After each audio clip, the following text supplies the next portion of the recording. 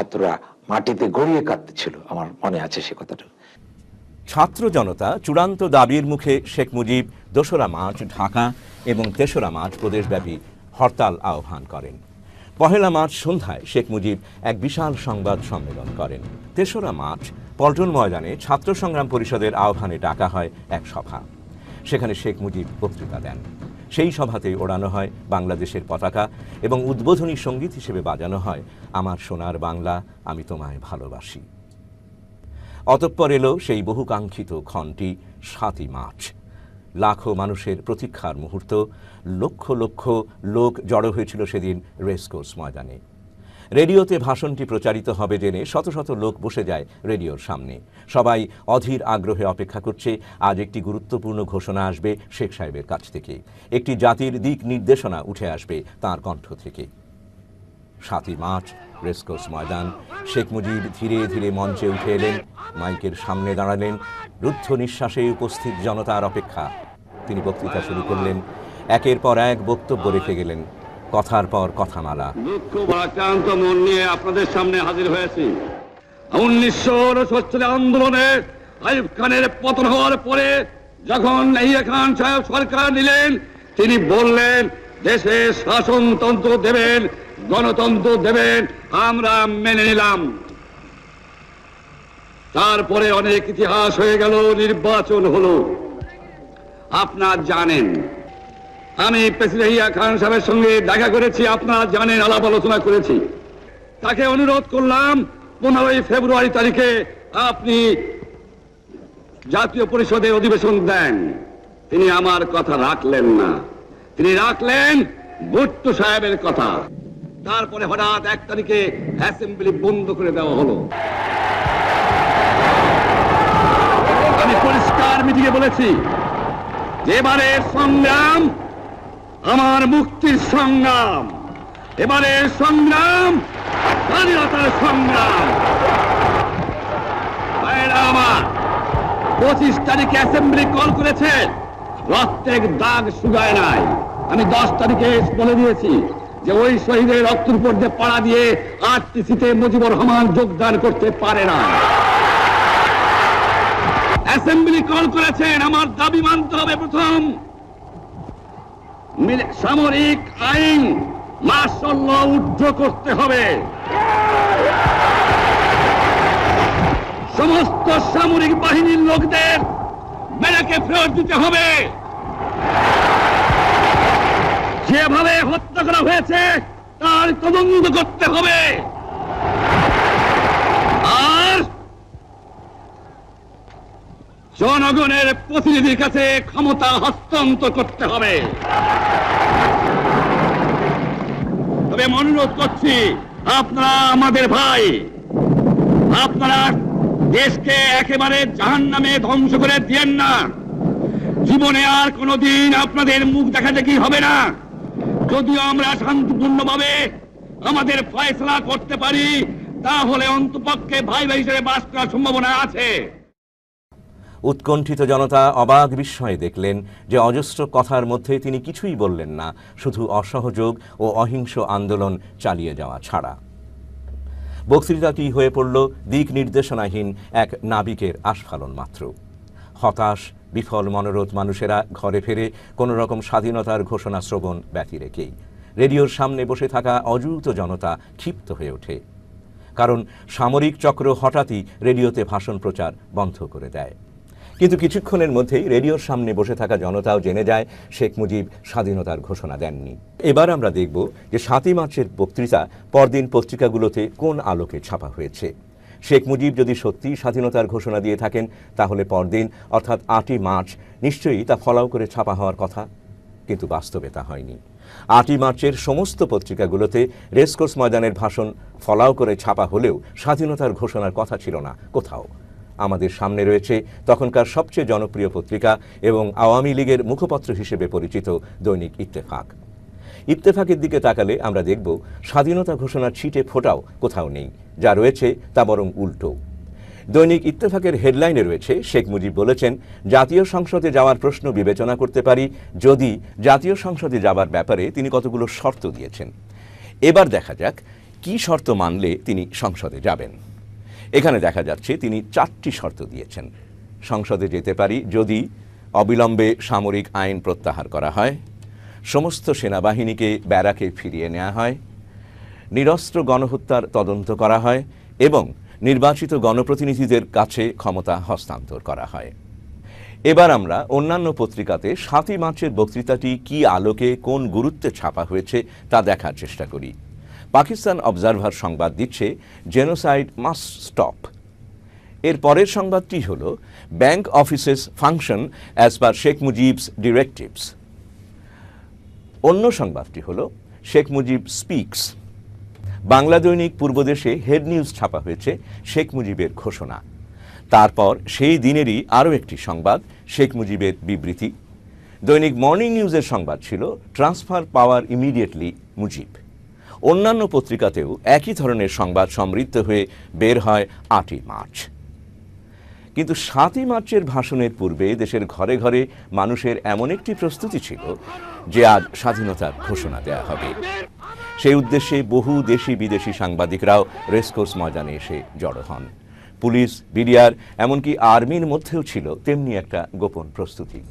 লক্ষ্য করা যাক, টাঙ্গাইলের তৎকালীন বাঙালি সামরিক অফিসার, মুক্তিযুদ্ধে সেক্টর কমান্ডার, স্বাধীনতার পর সামরিক বাহিনীর প্রধান এবং গত শাসনামলে আওয়ামী লীগের এমপি মেজর জেনারেল শফিউল্লাহ এ বিষয়ে কি বক্তব্য রাখেন। 2 তারিখের পরের থেকে যেভাবে নাকি আন্দোলন শুরু হয়েছে, আমরাও কিন্তু we became A part of it.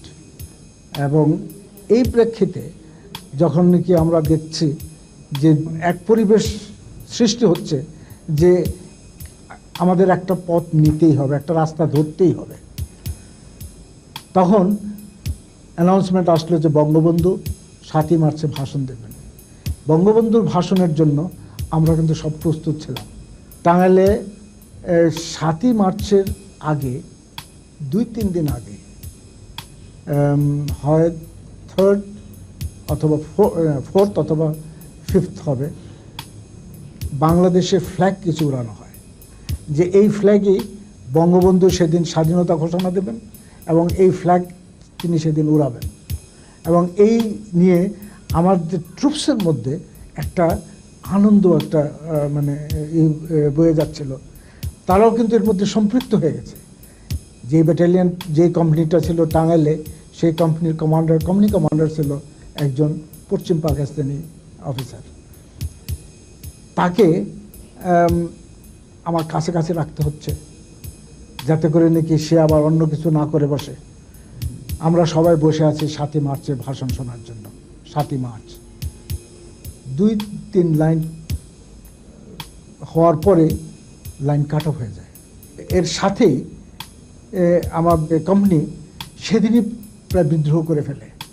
ওই দিনই অস্ত্র নিয়ে তারা বের হয়ে গেছিল। প্রায় অনেক কষ্টে তাদেরকে একখানে নিয়ে বসে তাদেরকে বলেছি যে দেখো, এখন পর্যন্ত জানি না ঢাকায় কি হয়েছে, যদি ঘোষণা হয়ে থাকে তাহলে একরকম ব্যবস্থা হবে, যদি না হয় তাহলে এখন পর্যন্ত বোধহয় আমাদের কিছু করা সম্ভব না, উচিত নয়।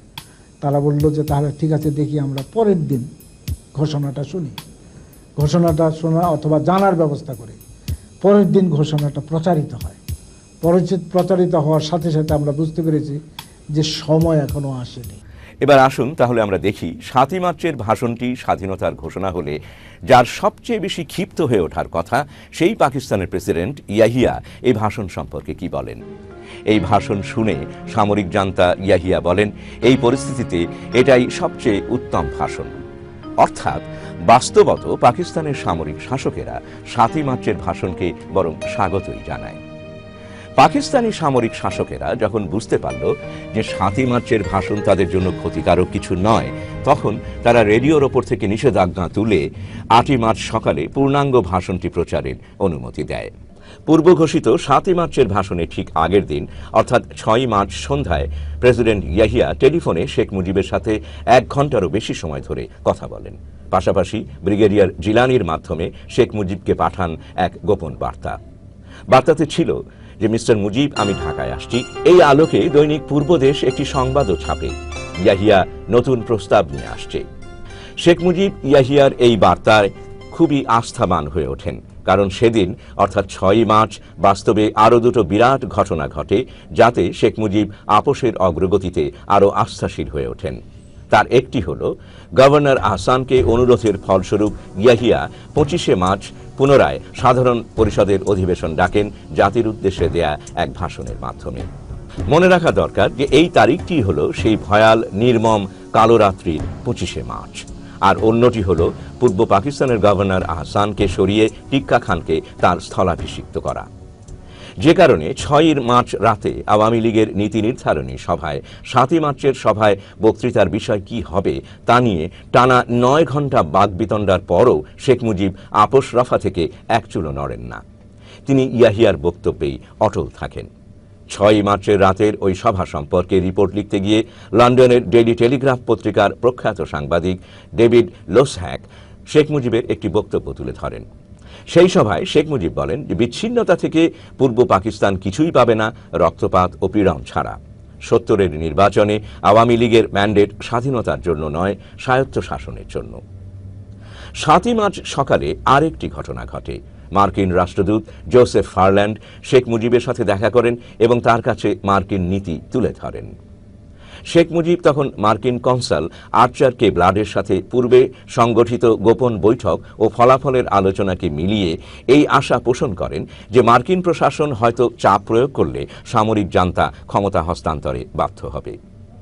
আর তাই সব ঘটনার ফলশ্রুতিতে 7ই মার্চের বক্তৃতাটি বহু প্রতীক্ষিত স্বাধীনতার ঘোষণার পরিবর্তে হয়ে গেল কতগুলো শর্ত পূরণের ভাষণ।